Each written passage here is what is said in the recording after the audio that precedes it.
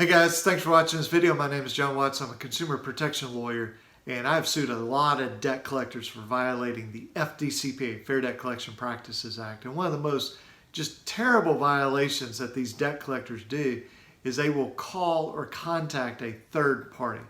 So what's a third party? Well, that's anybody other than you or your spouse or your lawyer. Everybody else in the world is a third party, and very strict rules about when a debt collector can contact a third party. But they love to do it because it's so effective. I mean, when your neighbor calls you, when your ex-mother-in-law calls you, when your boss calls you and says, hey, I'm getting all these calls from this debt collector, I'm getting all these calls from this person, they won't tell me what it's about, but they keep asking me to give you messages and tell you, you better call them back. That puts a tremendous amount of pressure on you. So that's why they do it. It's very effective. It's very illegal. And just to be blunt, these lawsuits have a tremendous value when we sue debt collectors for doing this. So what I want to talk to you about in this video is when you know that a debt collector is contacting a third party, my suggestion is get proof from that third party. Okay? You want that third party, your ex-mother-in-law, your boss, your neighbor, your second cousin 3 times removed, your adult child, whoever it is, you want them to give you the proof that they got that call. Well, how do they do that? Well, maybe they can look at their phone, take a screenshot, okay, and it shows the phone number, the date that the call lasted, 7 minutes, 14 seconds. And then when they send that to you by email or text, they can type a summary of what happened. Hey, I got this call. This lady, she told me her name was Cynthia. She wouldn't tell me who she was with, but she said it's a very important business matter and that it was just absolutely critical that I get you to call and that you were going to be in big trouble if you didn't call, whatever it is. Okay, they can type that. They can, if they recorded the call, they can send you the recording. If they get a voicemail, they can forward you the voicemail. Okay, whatever the situation is. Okay, they may not have a screenshot. Maybe it came on their home phone and they don't have caller ID. Well, they can type you an email. They can send you a text. They can describe as much detail as possible. Now, they don't need to say, hey, I'm doing this so you can sue. It just needs to be very, very factual. Just the facts, okay?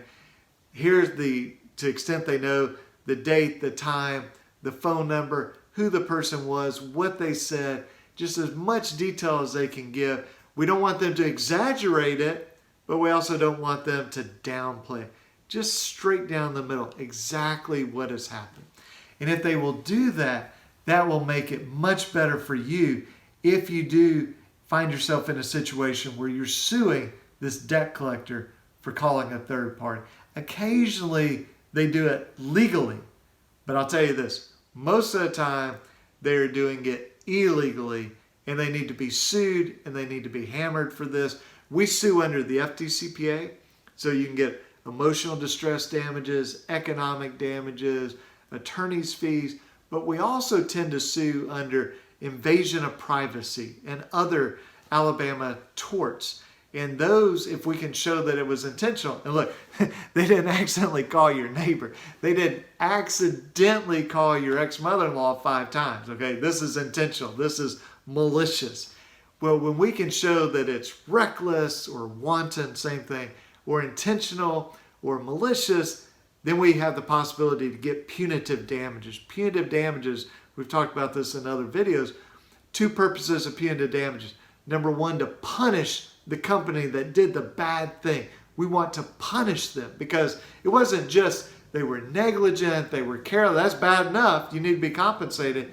But when it goes beyond that and now it's reckless or intentional, they need to be punished.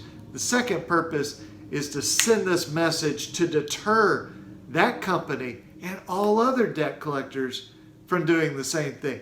So when we sue and get punitive damages against a company for talking to your parents, for example, well, that punishes them, and that company will say, whoo, we do not want to do that again, but also sends a message to all other debt collectors, don't be talking to third parties. Because remember what happened in Birmingham or Huntsville or Montgomery or Mobile, Alabama?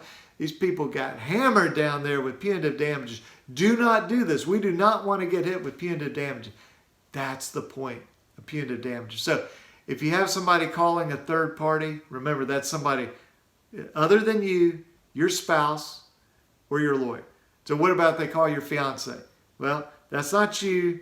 It's not your spouse. It's not your lawyer. What if they call your adult child? It's not you. It's not your spouse. It's not your lawyer. Okay. A third party is anybody else. If they're contacting them, get the proof and then get with the lawyer that sues debt collectors. If you're in Alabama, you're welcome to get with us. If you're outside of Alabama, you're still welcome to get with us. We can either help you if we can sue in Alabama, or we may know somebody in your state that can help you directly. So 205-879-2447 or alabamaconsumer.com. Appreciate you watching this video, and we'll talk to you next one. Thanks a lot. Bye-bye.